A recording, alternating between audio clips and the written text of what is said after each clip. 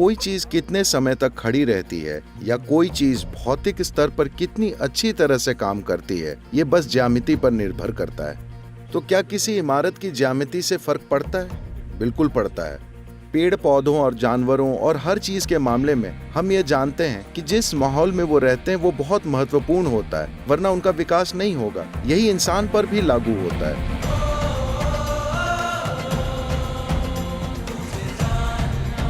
सदगुरु, मैंने अपने अध्यापक आर्किटेक्ट से सीखा है कि इमारत बनाना सिर्फ पर्यावरण को गलत असर से बचाने के लिए नहीं, बल्कि ये उस इमारत में रहने वालों के जीवन को बेहतर बनाने के बारे में होना चाहिए। तो एक आर्किटेक्चर का छात्र होने के नाते मैं जानना चाहता हूँ कि क्या इमारत की डिजाइन में उन लोगों को स्वस्थ करने की और उनके जीवन की क्वालिटी को बेहतर बनाने की काबिलियत होती है जो उसमें रह रहे हो? देखिए, अगर आप भौतिक दुनिया पर नजर डालें तो वो चाहे आपका शरीर हो या घास का एक तिनका या धरती या जो भी, भौतिक ब्रह्मांड पूरी तरह से ज्यामिति से संबंध रखता है ना। उदाहरण के लिए, ये शायद 3 साल पहले की बात है। मैं ईशा योग केंद्र में टहल रहा था और आमतौर पर लोगों को लगता है कि इसकी वास्तुकला या बनावट अनोखी और सबसे अलग है। तो मैं अलग अलग चीजों को बारीकी से देखते हुए टहल रहा था। फिर मैंने एक जगह देखी जहां हर दिन बहुत सारे लोग आते हैं। वहां एक पेड़ की डाल थी जो एक खास तरह से थी। तो मैंने उसे देखकर कहा, कृपया इस डाल को काट दीजिए। मैंने उन्हें वजह नहीं बताई, मैंने बस कहा कि इसे काट दें और चल दिया। अगले दिन मैं विदेश यात्रा पर चला गया और लगभग 1.5 महीने आश्रम में नहीं था। फिर 2 या 3 हफ्ते बाद उन्होंने बहुत शर्मिंदा होकर मुझे एक मेल भेजी कि सदगुरु, आपने हमसे पेड़ की डाल को काटने को कहा था। पर हमने सोचा कि सदगुरु किसी पेड़ की डाल को क्यों काटना चाहेंगे, जबकि मैं हमेशा कहता हूं कि आपको कोई चीज सिर्फ तभी काटनी चाहिए जब ये बिल्कुल जरूरी हो। तो हमने उसे नहीं काटा। पर तेज आंधी और बारिश आई और वो डाल गिर गई। सौभाग्य से लोग वहां नहीं थे। अगर लोग होते तो उन्हें चोट लग सकती थी। हमें बहुत दुख है, हम नहीं जानते थे कि आपने हमसे डाल काटने को क्यों कहा था। देखिए, कोई चीज कितने समय तक खड़ी रहती है या कोई चीज भौतिक स्तर पर कितनी अच्छी तरह से काम करती है, ये बस ज्यामिति पर निर्भर करता है। मेरा मतलब आपके शरीर से भी है। आपके बैठने के तरीके से तय होगा कि आपके शरीर के अलग अलग अंग कितने समय तक चलेंगे। आप कैसे खड़े होते हैं, कैसे चलते हैं। आजकल रेस में दौड़ने वालों और दूसरों के लिए शरीर की अवस्था को ठीक करना एक बहुत बड़ा विज्ञान बन गया है। उनके पास मशीनें हैं, उनके पास स्कैन करने की मशीनें हैं जो बताती हैं कि जब आप ऐसे खड़े होते हैं आपकी रीढ़ कैसी रहती है, आपकी पसलियां कैसी रहती हैं, ऐसे करते हैं तो आपका आमाशय कैसा होता है, लिवर कैसा होता है, ये सब। क्योंकि अगर आप गलत तरीके से दौड़ेंगे तो खुद को नुकसान पहुंचा देंगे। खेलकूद में अब ये बड़े स्तर पर शामिल हो गया है, लेकिन योग में ये हमेशा रहा है। योग की पूरी पद्धति आपकी ज्यामिति को विशाल ब्रह्मांडीय ज्यामिति की सीध में लाने से संबंधित है, ताकि आप कम से कम टकराव के साथ काम कर सकें। अगर आप, क्या यहां मैकेनिकल इंजीनियर मौजूद हैं? अगर आप कहते हैं कि कोई मशीन बहुत अच्छी है, तो आप दरअसल ये कह रहे हैं कि इसकी ज्यामिति अच्छे से सीध में है। ज्यामिति के तालमेल में ना होने का मतलब बहुत सारा टकराव है ना। तो ये आपके शरीर पर भी लागू होता है, ये हर आकार और रूप पर लागू होता है। ब्रह्मांड में काम करने वाली हर चीज को ज्यामितिक रूप से तालमेल में होना होगा, वरना वो गड़बड़ी पैदा करेगी। तो क्या किसी इमारत की ज्यामिति से फर्क पड़ता है? बिल्कुल पड़ता है। खासकर अगर आप थोड़े संवेदनशील हैं तो इससे बहुत बड़ा फर्क पड़ेगा। हर किसी पर इसका असर होता है। ज्यादातर लोग ये नहीं समझ पाते, वे अपने बारे में कुछ भी महसूस नहीं करते, वे बस नतीजा जानते हैं। वे सिर्फ इतना जानते हैं कि मुझे अच्छा नहीं लग रहा। वो ये नहीं जानते कि उन्हें अच्छा क्यों नहीं लग रहा। लोग उस पर गौर नहीं करते। लेकिन आपके आसपास मौजूद आकृतियां और आकारों का असर पड़ता है, क्योंकि आप खुद एक भौतिक आकार हैं। और ये भौतिक आकार कैसा है, ये कैसा है, वो कैसा है, इस सब का ज्यामिति की दृष्टि से कुछ असर होता है।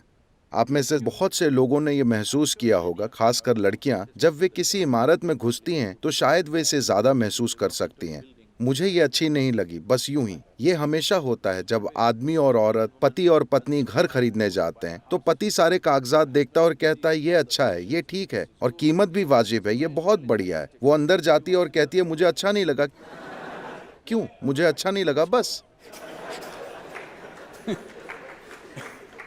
क्योंकि उसे अच्छा महसूस नहीं हो रहा है। वो बस यही जानती है, उसे वजह नहीं पता, उसे नहीं पता कि वो क्या आकार है जिसकी वजह से ऐसा हो रहा है, लेकिन उससे पता है कि यहाँ अच्छा महसूस नहीं हो रहा।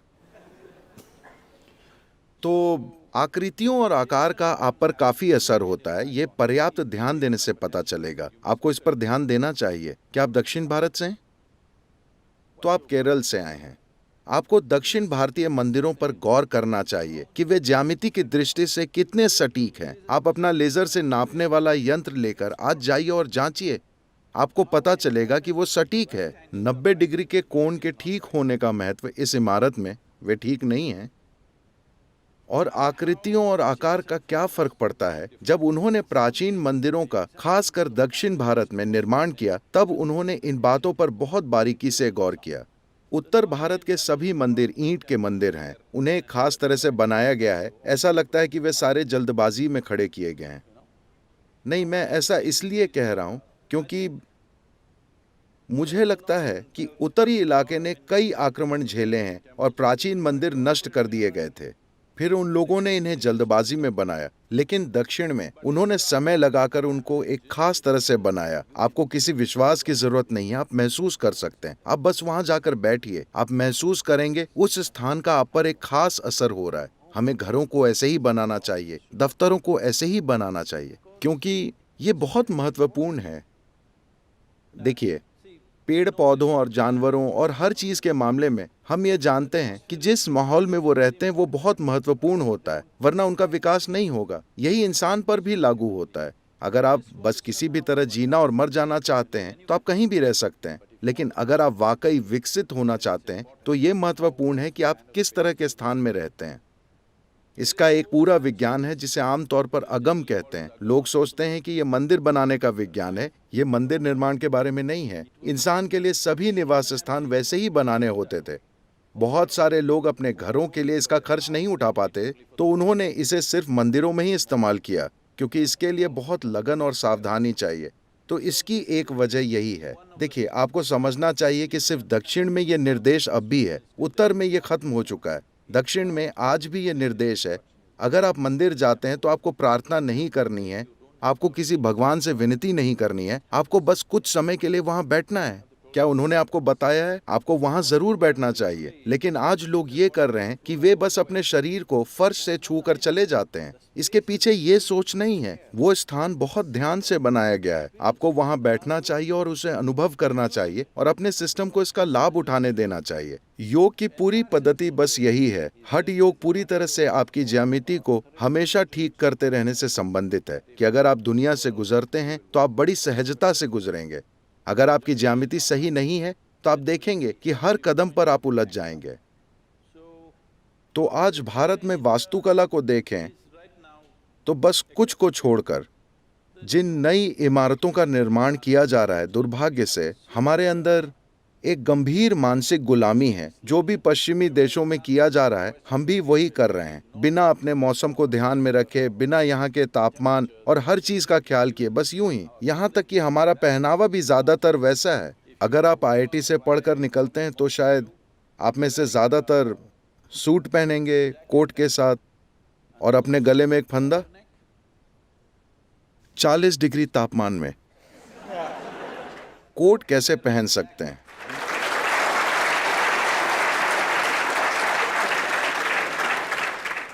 मैं किसी महत्वपूर्ण सीईओ से मुलाकात कर रहा था और मैंने उनसे कहा, देखिए, आपकी बोर्ड मीटिंग में कई कंपनियों में जरूरी है कि वे कोट और टाई पहने हुए हों।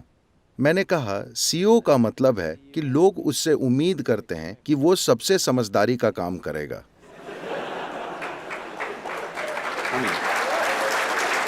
नहीं, हमें समझना चाहिए कि एक बड़ी कंपनी का मतलब है कि लोगों ने अपना पैसा, अपनी बचत, अपनी मेहनत की कमाई किसी को सौंप दी है और उम्मीद करते हैं कि यह आदमी सबसे समझदारी की चीज करेगा। लेकिन यह इंसान 40 डिग्री तापमान में टाई के साथ एक मोटा कोट पहनता है।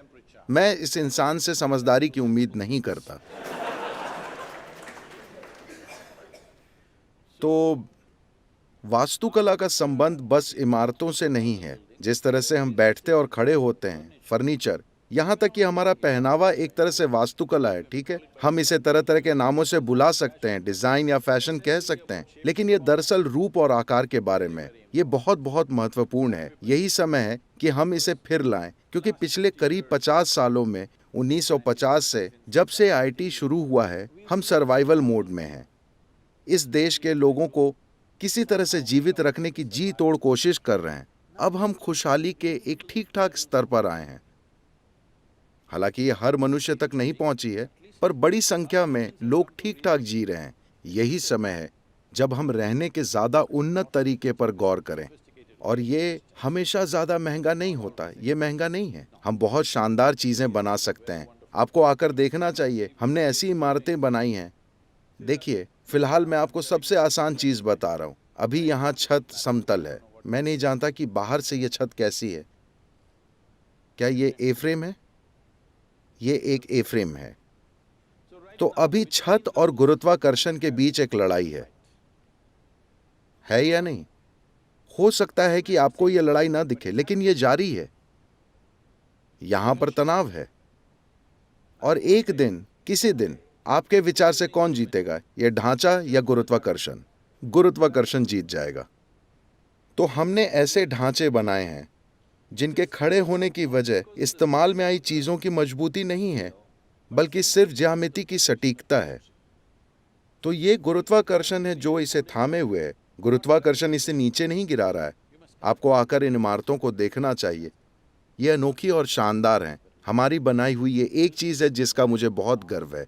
इनका डिजाइन ऐसा है जो कम से कम 3 से 5 हजार साल तक खड़ा रहेगा, क्योंकि इसमें समय के साथ खराब होने वाली कोई चीज नहीं है। इसमें कोई स्टील, कोई सीमेंट, कोई कंक्रीट नहीं है। ये बस पकाई हुई ईंटें हैं। देखिए, अगर आप मोहनजोदाड़ो या हड़प्पा भी जाते हैं या जो भी सबसे प्राचीन सभ्यता, तो आपको वहाँ क्या मिलता है? सिर्फ पकाई हुई चिकनी मिट्टी ही कायम रही है। पकाई हुई चिकनी मिट्टी और बस चूना ही चीजों को वहीं ऊपर थामे हुए है। ये पदार्थ की मजबूती से नहीं हुआ, ये ज्यामिति की सटीकता से हुआ है। ये इलाका भूकंप की दृष्टि से संवेदनशील है, तो हमने इसे रेत की परत पर बनाया है, तो ये छोटे मोटे झटके सह सकता है। मान लीजिए एक बहुत बड़ा भूकंप आता है जो जमीन को चीर देगा, सिर्फ तभी ये गिरेगा, वरना ये नहीं गिरेगा।